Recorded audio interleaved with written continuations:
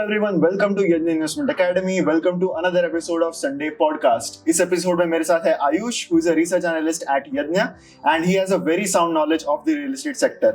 So lately I was looking for avenues to invest into real estate. I was looking for options क्योंकि मुझे मेरा portfolio diversify करना था into something that is related to real estate. And मैंने सोचा कि क्यों ना इस conversation को हम एक podcast के form में ही देखें. And that's why we have come with this episode of podcast. So, Ayush, I have tried to look at options in real estate lately. Okay. And सबसे पहले मैंने सोचा कि मैं residential real estate point of view से दिखता हूँ. I even approached a bank जहाँ पे I had already looked up at a property and I approached a bank saying कि अगर मुझे इस property के लिए loan चाहिए तो कितना down payment लगेगा. And any property in an area like Pune, I tried to look up and down payment was somewhere around 25-30 lakhs. So I have just started my investment journey. I don't have any generational wealth. And so ये इतना बड़ा down payment करना एक बहुत tedious काम है. आगे चल के उसके EMI भी बहुत ज्यादा होंगे. So I was looking at options जहाँ से मैं रियल एस्टेट में इन्वेस्टमेंट करूँ लेकिन मुझे ज्यादा डाउन पेमेंट या फिर ज्यादा इन्वेस्टमेंट ना करना पड़े एट द स्टार्ट. सो इस कॉन्वर्सेशन में आप क्या कहना चाहोगे? So Mandar, it's the right time to invest into real estates and काफ़ी लोगों को ये पता नहीं होता है कि रियल एस्टेट के जो एक्सपोजर है वो नंबर ऑफ हमारे पास तरीके होते हैं जिसमें से हम इन्वेस्टमेंट का एक्सपोजर ले सकते हैं, रियल एस्टेट का एक्सपोजर ले सकते हैं. सो एज मंदा राइटली सेड कि अगर मेट्रो सिटी में आपको इन्वेस्ट करना है 1 करोड़ तक का मिनिमम अगर रेसिडेंशियल को कोई फ्लैट आता है तो 30% का तो डाउन पेमेंट ही आ जाता है. सो उस केस में द 30 लाख जो ये जो क्वांटम है एट द एज ऑफ 30 बहुत बड़ा हो जाता है. तो उस केस में हम लोग ये भी कर सकते हैं कि कोई स्टॉक मार्केट से कोई ऐसी कंपनी उठा ले कि जहाँ पे जो रेसिडेंशियल रियल एस्टेट में हो, जो जिसका मेनली पर्पस ये है कि वो बिल्डिंग्स बनाए, डेवलप करे और वो सामने बेच दे. सो लाइक रियल एस्टेट में गोदरेज है या फिर DLF है, ओबेरॉय प्रॉपर्टीज है, ओबेरॉय रियल्टी है. तो ये कंपनीज है जो आप रेसिडेंशियल अगर रियल एस्टेट लेना चाहो तो आप वो भी ले सकते हो. इसमें ये आपको डिफरेंशिएशन ये रहेगा कि जब हम हाउसिंग लोन लेते हैं तो आपको वो 20-25 साल का लोन रहता है. आपको इंटरेस्ट भी पे करना है. आप EMI पे करते करते आप 60 साल के हो जाओगे. तो तब तक आपके पास जो रेंटल यील्ड रहता है, यानी कि जो बेनिफिट लेना है आपको वो रियल एस्टेट के एक्सपोजर में से, वो आप कहीं पे मिसिंग होता है. हाँ, बट यहाँ पे कन्वीनियंस यील्ड तो रहता ही है, क्योंकि कन्वीनियंस यील्ड ये होता है कि हम वहाँ पे ऑक्यूपाई हम खुद करते हैं और हम खुद रहते हैं. So that is one of the benefits कि रियल एस्टेट का एक्सपोजर ले. इसके अलावा अपने पास एक RBI का डेटा भी था कि 2017-18 में RBI ने ये बोला था कि around 85% of Indian wealth is into real estates. So now that we know कि रियल एस्टेट इतना इम्पोर्टेंट एसेट क्लास है हमारे लिए और यहाँ पे कितनी पॉसिबिलिटीज है कि हम कैसे एक्सपोजर ले, this is a very good edge कि आप यहाँ से स्टार्ट कर सकते हो. राइट. सो जब मैं अभी करंटली ऑप्शंस की तरफ देख रहा हूँ जो मेरे पास हो सकते हैं to get an exposure into real estate, तो अगर फिजिकल रियल एस्टेट की मैं बात करूँ तो यहाँ पर सबसे पहले तो मैं देख रहा हूँ कि अमाउंट लार्ज लगती है. इसके अलावा ये बहुत टीडियस टास्क है to get into the documentation. अगर लोन मुझे लेना है उसके लिए तो वो एक बहुत बड़ा चैलेंज है. एंड अपार्ट फ्रॉम दैट वो इजी नहीं है to liquidate. So this is something that I am seeing with physical real estate. And if we look at the options like some of the listed companies जो इस space में operate करते हैं, then my first concern is कि when I invest into those companies तो मुझे बहुत सारे risks भी उनके लेने पड़ते हैं as an investor. वो companies के projects चल रहे हैं या नहीं, उनके पास कितना debt है, ये सारे जो चीजें है ये मेरे रिस्क में एसोसिएट हो जाती है. राइट. सो वो मुझे एक बहुत बड़ा प्रॉब्लम दिख रहा है when I am investing into companies like से DLF और ओबेरॉय और एनी अदर कंपनीज. सो मंदर, यहाँ पे मैं एक ये मेंशन करना चाहूंगा कि एज यू राइटली मेंशन्ड कि रिस्क तो है, इक्विटी है, रिस्क तो एसोसिएटेड रहेगा उस इक्विटी के साथ. But the convenience of new generation जो है, हमारी जनरेशन जो है वो जो 30-35 एज में रियल एस्टेट का एक्सपोजर लेने जाती है तो हम जाके पेपर वर्क करें. This is the biggest thing कि हम पेपर वर्क नहीं करना चाहते हैं, हमें कुछ भी नहीं करना है. सो आपके पास वेरियस अदर मीन्स भी है, जैसे कि crowd funding is one of the means. अभी क्राउड फंडिंग ये चीज़ है कि जहाँ पे मैं एक क्राउड फंडिंग प्लेटफॉर्म पे जाऊँगा और वहाँ से एक कमर्शियल रियल एस्टेट का एक्सपोजर मैं ले सकता हूँ, क्योंकि Right. मेरे जैसे और कई सारे लोग रहेंगे हाँ, जो correct. Who are willing to get invested in the commercial real estate. Correct. और ये जो क्वांटम है हम सबका मिला के वो प्लेटफॉर्म इकट्ठा करेगा और वो एक कमर्शियल प्रॉपर्टी में इन्वेस्ट करेगा जहां से रेंटल यील्ड्स आएंगे। Correct. And that is the best thing. So मुझे कुछ नहीं करना है, मुझे वो प्लेटफॉर्म पे जाना है and I have to sign the agreement and look into the details. And if I am satisfied कि हमें ये प्रॉपर्टी, हाँ मुझे ये प्रॉपर्टी चाहिए, मुझे XYZ प्रॉपर्टी चाहिए, मुझे ABC प्रॉपर्टी चाहिए, so I can buy for get even, मुझे वो भी कन्वीनियंस आ जाता है कि बेसिकली मेरे पास अगर से 1 करोड़ रुपए की प्रॉपर्टी है, मेरे पास हाँ, उतने पैसे नहीं है Right, इन्वेस्ट करने के लिए, right. So I can contribute से 25 lakhs. There are 4 more other people Right. who are contributing some amount and I can get in. Right. And ये भी है कि आपको मेजर सिटीज में मिल रही है ये properties. So it's Okay. Not like कि मैं नॉन मेट्रो सिटी में जाके कोई प्रॉपर्टी खरीद रहा हूँ जो जिसके बारे में मुझे कमर्शियल कुछ है। idea ही नहीं है। राइट। हाँ. और जो टेनेंट रहेगा वो भी कोई MNC या फिर कोई अच्छी खासी कंपनी रहेगी जो जिसके बारे में हमें पता हो। ठीक है। सो ये एक बेनिफिट है इसमें।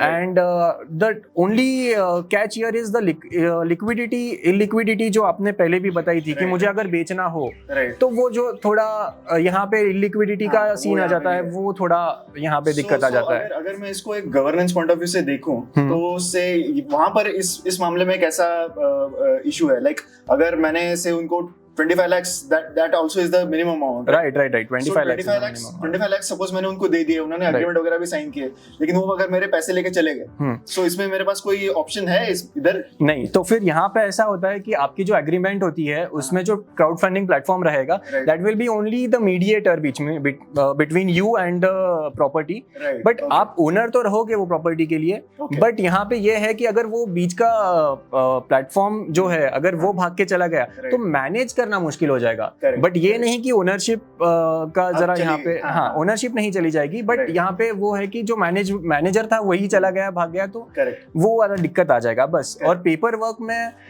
दे हैव मोर और less they have covered everything. But ठीक है, हम देख सकते हैं। बट इसके अलावा भी अपने पास रियल एस्टेट एक्सपोजर के लिए you can look into REITs। Right, that's what I was coming to, क्योंकि REITs मुझे उस मामले में बहुत लुक्रेटिव ऑप्शन लग रहा है इन टर्म्स ऑफ कि मुझे इन्वेस्टमेंट भी उसमें कम करनी पड़ेगी, it is Right. Highly regulated. यहाँ पर बहुत सारे जो लॉज है they are structured in such a way that they protect the investor. Commercial properties में ही इन्वेस्टमेंट होगी, जो इनकम है वो भी डिस्ट्रीब्यूट ही करना पड़ेगा। Right. They can not hold back all the rental income Right. That they have. So in that terms I wanted to know more कि REITs का कैसा स्ट्रक्चर होता है। तो सबसे पहली बात मैं ये बता दूं, मंदार आपके पास सपोज 25 लाख है, राइट, आपको 25 लाख की जरूरत है ही नहीं, आप 400 रुपए में REIT खरीद सकते हो। तो REIT होता क्या है? तो REIT ये ऐसा ट्रस्ट होता है जहां पे आप मेट्रो सिटीज में कमर्शियल प्रॉपर्टीज बाय कर सकते हो। So the trust works on your behalf correct. यहाँ। और ये लिस्टेड प्लेयर है, तो लिस्टेड प्लेयर में सेफ्टी जो हमारे पास रेगुलेशंस, हाँ, तो मतलब इट कैन बी ओवरलुक्ड, उसके ऊपर कड़ी निगरानी रहेगी सेबी की।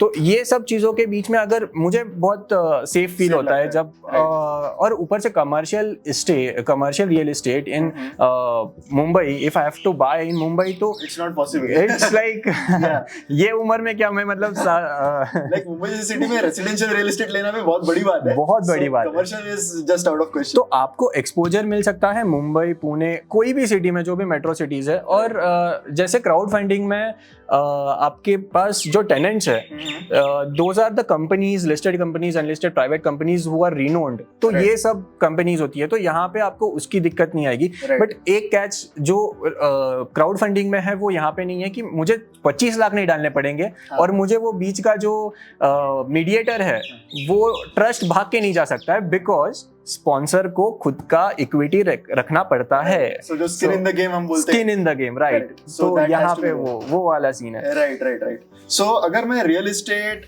REITs के ऑप्शंस अगर मैं देखना चाहता हूँ, Okay. So I know that there are 3 main players in the listed space right now, but कहीं ना कहीं मुझे ऐसे लगने लगता है कि तीनों बहुत सिमिलर टाइप के हैं so I would like to know कि अगर हम एक एक करके सबको एक बार देखें, सो लाइक अगर मैं एम्बेसी से स्टार्ट करता हूँ, एम्बेसी ऑफिसेस, तो उनमें क्या अलग है या फिर वो कंपनी कैसे अलग है?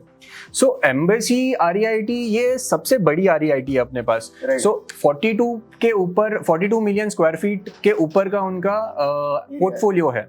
सो द पोर्टफोलियो मतलब इट टर्न्स अराउंड आप बोल सकते हो 1000 एकड़. 1000 एकड़ का पोर्टफोलियो है उनका. तो ये ऐसी बात है कि this REIT is specialised in tech companies को लीज आउट करने में, और बैंगलोर में सबसे बड़ा इनका एक्सपोजर है. सो बैंगलोर में मतलब Bangalore is known as the Silicon Valley, right? तो सिलिकॉन वैली में जो आपका लीज लेने वाली कंपनी रहेगी वो भी टेक कंपनी रहेगी, और टेक का तो बूम चल ही रहा है हर जगह.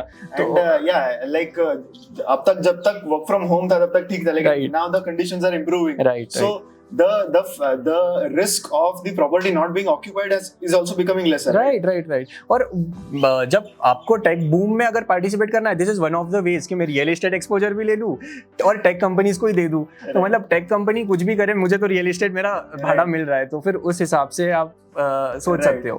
Coming back to the point, Embassy REIT has the highest trading volume. So अगर आपको इलिक्विडिटी का यहाँ पे इशू है, that is resolved. Like I won't have to worry about illiquidity जब मुझे REIT को डिस्पोज करना है after 5 years. If you feel that मुझे अभी रियल एस्टेट का एक्सपोजर नहीं चाहिए, तो आप इजीली जाके बेच सकते हो अगर वॉल्यूम्स बहुत सारे ट्रेड हो रहे हैं. सो this is one of the USP embassy has. Correct. And apart from that, because they have been mandated to give out a large section of their income as dividends, so dividend yield भी यहाँ पे काफी अच्छा होता है, right? हाँ, तो यहाँ पे डिविडेंड यील्ड एम्बेसी का अराउंड 6% के आसपास है साल का. एंड इसके अलावा कैपिटल एप्रिसिएशन अलग है. तो यहाँ पे एक REIT की सबसे अच्छी चीज क्या है कि हर 6 months में आपको बताया जाएगा कि आपके यूनिट की NAV क्या है. NAV is net asset value.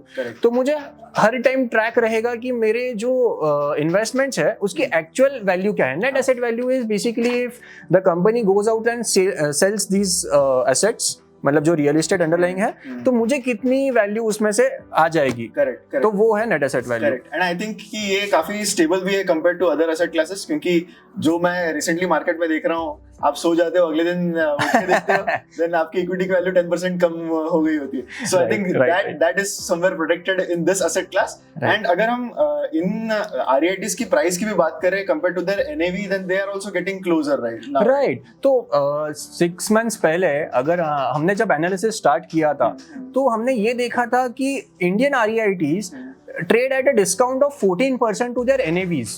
यानी मेरी प्राइस है 100 रुपीज, मेरे NAV है 100 रुपीज, और मेरा जो यूनिट है वो ट्रेड हो रहा है 86 रुपीज के लिए.